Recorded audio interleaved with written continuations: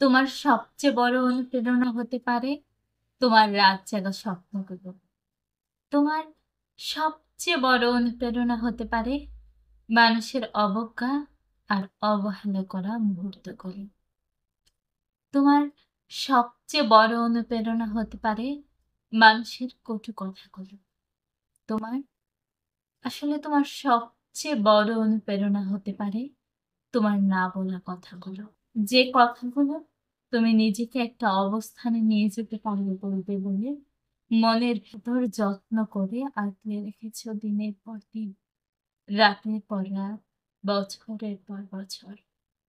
অন্তত নিজের একটা মনের ভেতর আগলে রাখা সেই জমা কথাগুলো বলার জন্য হলেও তোমাকে অন্তত একবার সফল হতে হবে।